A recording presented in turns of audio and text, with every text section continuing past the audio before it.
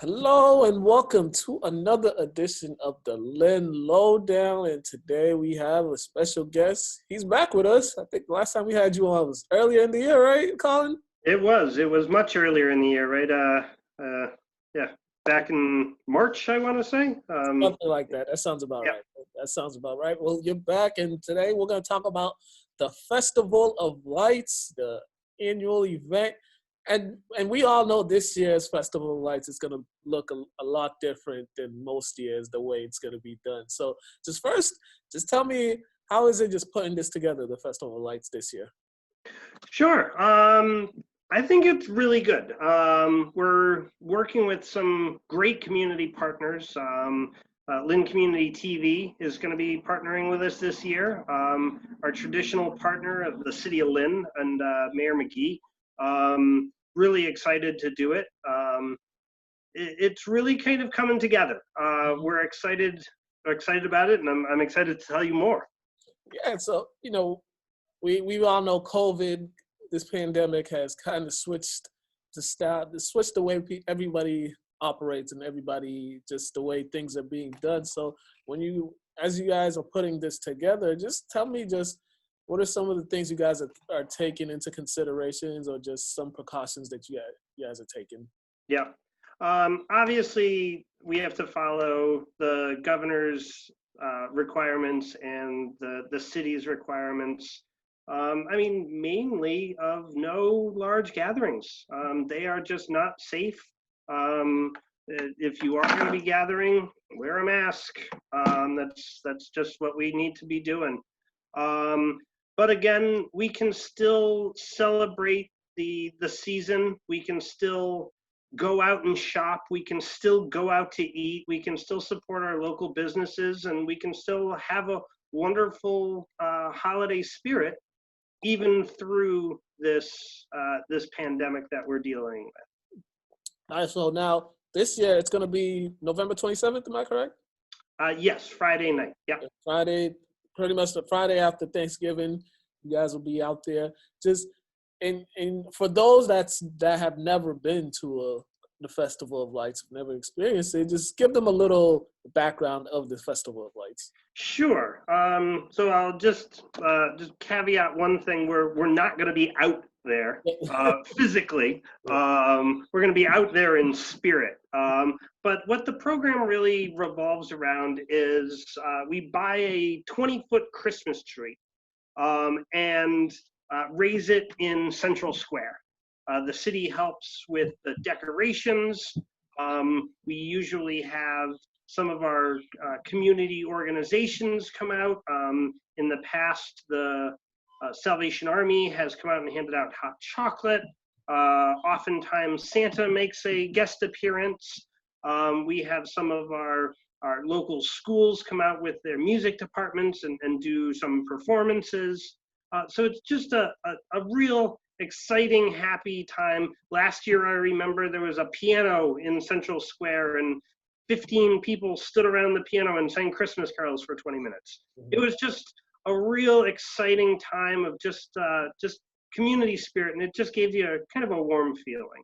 And you guys also had the band too, right? You guys also had the band, correct? Yeah, the Lynn City Band was there.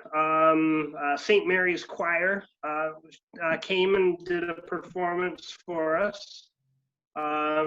This year, I believe we're going to have Building Bridges Through Music, as well as St. Mary's as well, is going to do a repeat performance. Okay, will they be doing that virtually, or will they be?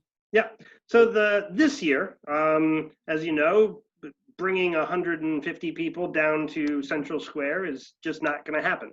It doesn't work. It's not safe. We're not going to do it. So this year, in partnering with Lynn Community TV, we're doing a TV show. We're doing a live holiday special. So it's going to be a lot of pre-recorded content, and it's going to go out on live Lynn Community TV on that Friday evening, right after Thanksgiving.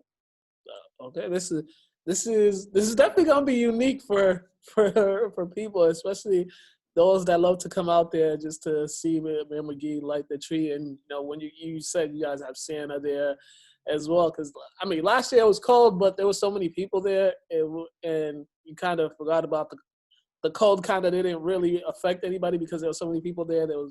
People were warm. They were covered up, and there was a lot of happiness right there that time last year. Yeah.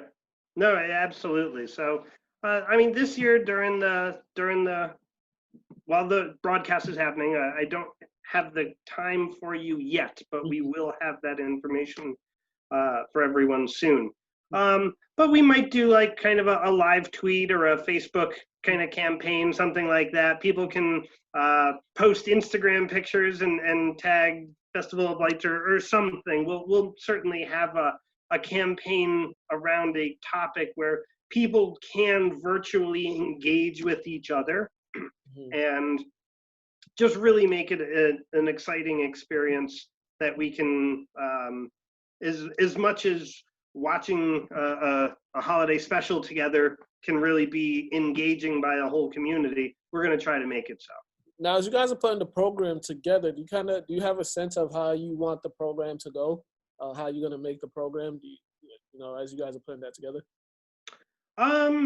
Yeah, I mean, we have an agenda and we have a whole plan. We've worked with some really good production people over at Lynn Community TV to kind of organize it. And as I said, there's going to be some cool surprises. There's going to be a couple of great musical performances. It really is going to be a fun 20 to 30-minute holiday special, just really celebrating the businesses downtown. And this really kind of connects back to the whole shopping local, shopping small. I mean, Small Business Saturday is that Saturday right after Thanksgiving. And just really not only kind of promoting the downtown Lynn and creating some good cheer for the community and everything, but also as a reminder to shop small and shop local. I mean, our small businesses and our local businesses really bring a vibrance to our community, not only providing jobs and giving people a cool opportunity to go out and dine or shop, or there's a new dress shop that's just opened up. But we also have to remember that these are the small businesses that are supporting our local churches. They're supporting our little leagues. They're supporting our community organizations. So it really is not only a time to kind of celebrate the launch of the holiday season, but also as a reminder to kind of, for the community, the best way to reinvest in your community is by shopping local. Mm-hmm. Yeah. So did we talk about what time the program is going to be, or we don't have the time yet. We are going to have a lot of information coming out about this.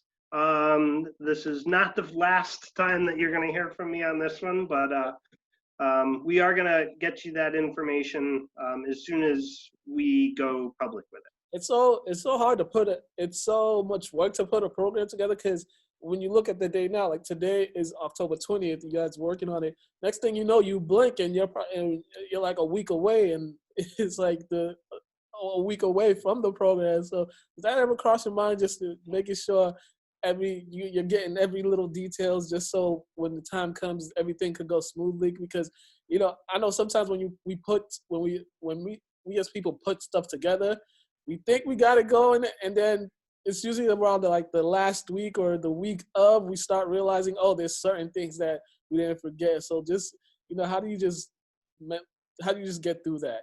Yeah, no, I understand. I can honestly say that I've never, ever once been involved in a event, a production, a concert, something that you look at it afterwards and don't go, oh, we could have done this better. Mm-hmm. And that's just what it is. So it really is about taking the joy of doing it and why you're doing it and who you're doing it for. Yep. And as long as you kind of keep that in your mind, that kind of keeps you moving forward. And I have a great team. We have some great partners, and that's really gonna they're all gonna make it work. So from that standpoint, is there gonna be something that we miss and wanted to do? Well, that's what next year's for.